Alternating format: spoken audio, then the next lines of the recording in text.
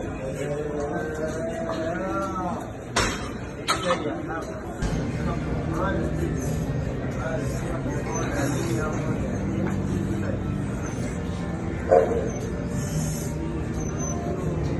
big dog season, and you can't stay still because you want it. Talk that talk, George. You still scraping your plate because you're hungry. Talk that talk.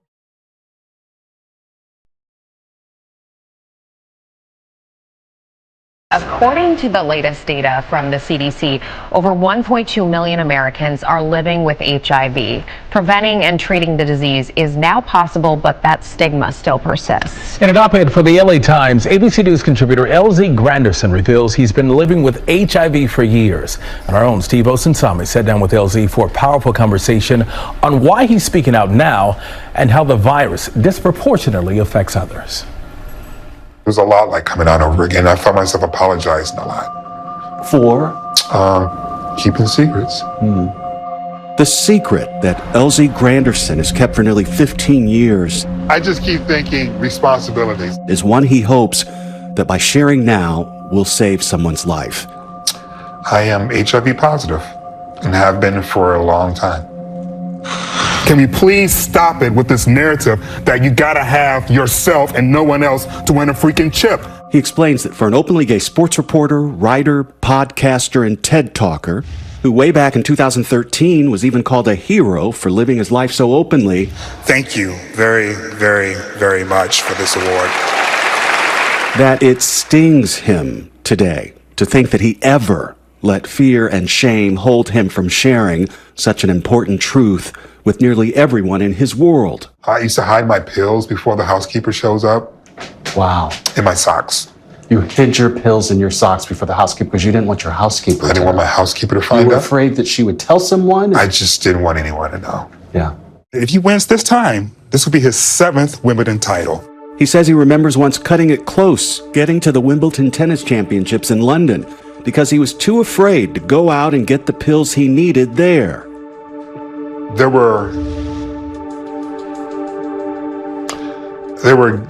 people dying of AIDS jokes in my environment, in my atmosphere, so I kept it to myself. Were you worried you were going to have to share that with people, or people were going to ask, or you would need those answers? I was worried I was going to shine a bad light on my community.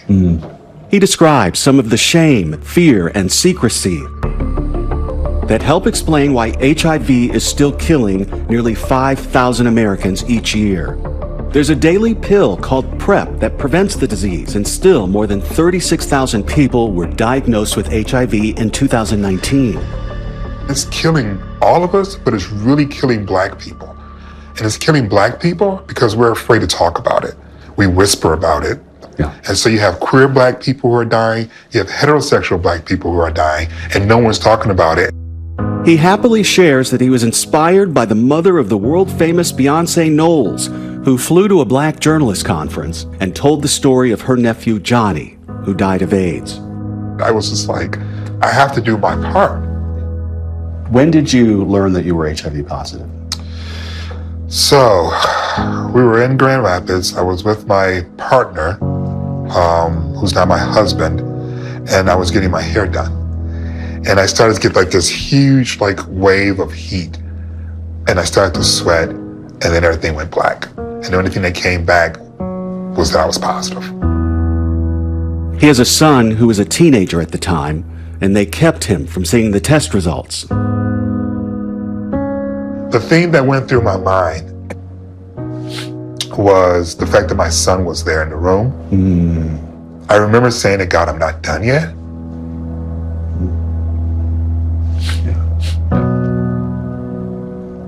And you weren't by any means. That was, You know. it was like, it was just about him. I had to take care of him. Yeah, I hear you. So that's the only thing I was thinking about. Outside of a hip, he's worn down playing basketball. That's the thing I've always wondered. LZ Granderson is in great health. His son is now a successful and grown man, but only learned about his father's health condition a few weeks before this interview.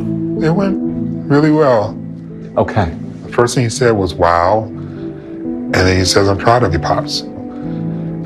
So I'm very grateful that God kept me. He says if just one person hears him now and goes to get the medicine they need, or starts thinking of people with HIV as having a medical condition and not a moral one, then revealing his truth will have been more than worth it. We can stop this. We can take care of ourselves. We can live healthy, productive lives. We can't do any of that if we don't get past the shame to ask for help. Oh my, just think about the amount of people that he's going to help just by telling his story. So many people. Yes, so many thanks to Steve and to LZ for sharing his truth. You are loved, my brother. I want you to know that.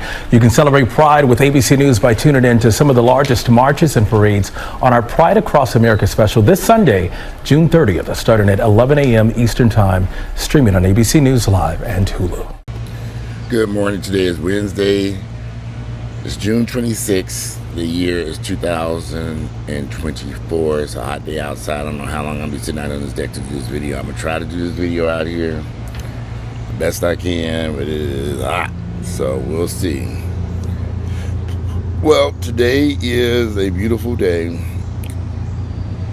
Just hot. So I saw this video of the news reporter who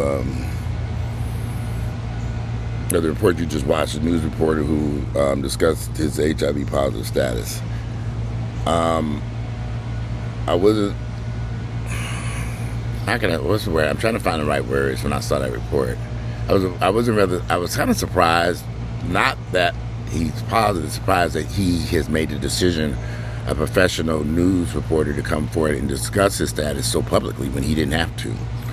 And I also admire him because he did take that chance. He did come out and make that decision. LZ Granderson, I watched him for years on various news programs, on ABC News, and I've also seen him on CNN. I've always known he was gay. Never knew his status. You know, here's the crazy part. The vast majority of people that I know here in Atlanta, and I know a lot of people, gay and straight, are living with HIV. And over the years, the number has grown. More people have come forward about their status to me, privately, or maybe publicly on the internet, or at a meeting or some places. So I've met more people that I have known for years who have become more comfortable with discussing their status, which I think is great, because I think when we don't discuss what's going on and we try to hide this, we forget it exists, and people don't take precautions to protect themselves. And there's a negative stigma that people really do feel, and I've been accused of it, and I have also played into that negativity, that people who are living with HIV, that it's still a deadly disease, but it really isn't anymore. Because everyone I know who takes their medication, goes to their doctor appointments, who do everything they're supposed to do, they're living a normal life, living with HIV. They're not having any issues. So I know a lot of people who they live fine, they live normal lives. I have a friend who's lived with it for over 15 to 20 years. He does. I did a video with my friend right here on this channel. He's supposed to have been doing more videos, but he ain't ready yet. So recently, when I was over in Turkey getting my dental work done, it was a lot. It was a lot going on in Turkey, y'all. Let me just say that. It was a lot, and my anxiety was sky high. Trying to get these teeth done, this dental work done, and this was the second trip there. And when you go to Turkey, they run medical labs and stuff. They take your blood and they do all this stuff, and just like any procedure that if you're going to have a med, because I was actually being put to sleep the second time around, and they took me into the back room, to the medical facility, into the back room, and it was just the dentist office in the back. And with all these dentist offices, hundreds of people running around, you have a translator with you, you have all these people, and of course I was being put to sleep, so I had an anesthesiologist and a translator to translate for him. So I had two translators, one for the dentist who was doing the surgery, and one for the anesthesiologist. Why they set it up like that, I really don't know. But that's the way it was set up, and so it was a room full of people talking and all this stuff. And the next thing I know, I was out. You know, they relatively put me to sleep, and I was out of it. You know, I was out of it for hours. I mean, literally sitting there asleep. You know, and I woke up and then it was over with. When I woke up, during the procedure, they said that I woke a couple of times. And I don't remember that. I was asleep. I don't remember nothing. I really don't remember anything, y'all. Was I 100% knocked out? I can't remember. I couldn't tell you. I was drugged up. I don't know. I couldn't tell you. But anyway, it took about 2 hours after the surgery for me to fully wake up and be able to walk and get out of the dental chair. By this time, because I was asleep this whole time, they went on and did everything they needed to do to me. My procedure probably would, but what they did for me would have been 2 or 3 days. They did it in 1 day because they took the opportunity while I was asleep to proceed forward with doing so. I was really jacked up when they got done with me. But I couldn't feel anything because they had numbed me up and I had been asleep. But they got a lot done. Grateful for that. I went on and paid that little extra money to go to sleep. I don't want to sit through that mess. Literally hours of work. So anyway, after they finally got me back on my feet and got me up and walking around and everything, I went and they wanted me to eat something because I hadn't ate anything. And I'm trying to think, I'm going to eat. And they had some food in their house, and they said, because I hadn't eaten nothing. They said, well, we need you to eat something because we gave you a lot of medicine and we don't want you to get sick. So they took me into the front room. They had these little muffins or something to eat. So I kind of, I was eating on them, trying to eat on them, and sipping on some turkey coffee that they had got me some tea or something. Now, at this point, I'm not going to show you how the picture would look like, because I looked a freaking mess. They had shaved my teeth down, blood all over the damn place. It was a mess. They had this thing on me, and they swapped it out, but it was still, they put another one in. Blood was still, because I was numb, blood, I still was drooling, and they, wiping the blood off and stuff. And I looked a freaking mess. I looked like something out of a horror story. Horror stories, dust. I looked in the mirror at one point, and dust was all over my face, and so I was trying to wash her face. She said, don't worry about that. We'll clean that up. Eat, let's sit there and eat that. Let's get the nutrition in your system, and then we'll clean you up before you go back to the hotel. So as I'm sitting there, eating the food and stuff, a group of people came into the room. I'm sitting there eating, and they said, we need to talk to you. They were with the guy who was the head translator at this point. So the head translator and all these people, they said, come, we need to immediately talk to you about something. So I got up and I went into the room, and then at this point I was just in there with the head translator, the director of the facility. She's the head doctor of the place. The place is very professional. And you all, if you ever go there, the place is very professional. There's a language barrier. You got a translator. Even the translators are not speaking. They're translating, but there's still a language barrier because they're not really speaking 100%. It's not so fluent as as you would think. So anyway, they take me into this back room. They take me to a side room, which is the main office where you sit and you choose all your dental procedures and the way in the original room. And so I was sitting there talking with them. They said, we have something we need to tell you. This is very important, and we're waiting for you to wake up because we need to, discuss this. And so I said, okay, what is it that you have to tell me? And I'm just sitting there like, what, did they mess up my procedure? Is there something wrong here? Am I going to need more surgery or something? Because did the last time they took me into that room, they had to tell me they had to redo they had put an implant in, and he didn't like the implant that was in there. He had to redo it. And so I'm like, okay, what are we doing? Are we going to have to redo this mess again? I mean, because at this point I had stitches in my mouth. Yeah, I looked a freaking mess at this point. I'm trying to eat this little muffin. They tell me to eat this muffin. I look like I just stepped out of that fucking horror movie. Hate to say this, but they shaved my teeth down, so the dust from my teeth and the dust or whatever was just all over my face and clothes. And at this point, I was over it, honey. I was like, okay, I won't go home. I literally just want to go someplace and lay down. So as I'm standing there, the guy says, we had to run when we were running your labs again for your test. as we were running your labs, the blood, they took blood and all this other stuff before they put me to sleep. As we were running your labs and everything before we started the surgery, we found out that during the lab testing that you tested HIV positive. So I'm sitting there in Turkey, in a whole nother world, looking at this doctor and the translator, dust all over me, blood dripping down my shirt and clothes and stuff, literally, and I'm drooling. And I said, what? Can you repeat that? And that's when the translator said, he said, well, they ran test labs, and because the first person who told me that was the head doctor. He said, well, when they ran the labs, we always run labs before we do any procedure, and your test came back, you're positive for HIV. And so I said, well, I said, I don't think that's accurate. I said, there's something wrong here. I said, first I was quiet for a minute because I had to reflect on this. This is the first time in my life that anyone's ever told me I was HIV positive, that I was living with HIV, and I just tested positive. I've never heard this before in my life until I get all the way to Turkey. But I was very calm about it because, I'm used to people who have been dealing with this issue. I have friends who've been dealing with this issue. I was thinking, in my mind, like, what could have happened? To be honest with you, the first thing that came to my mind, I hate to say this, I said, these motherfuckers done gave me HIV over here.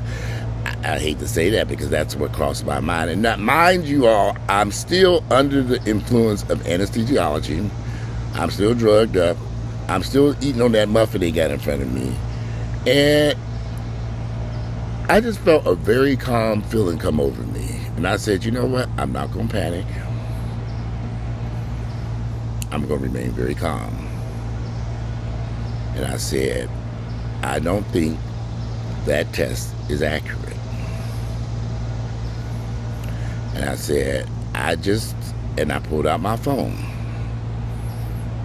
And I said, the reason why I don't think that test is accurate is because I live in Atlanta, Georgia, and I'm on a program where I'm getting injectable PrEP. I just got my shot this week.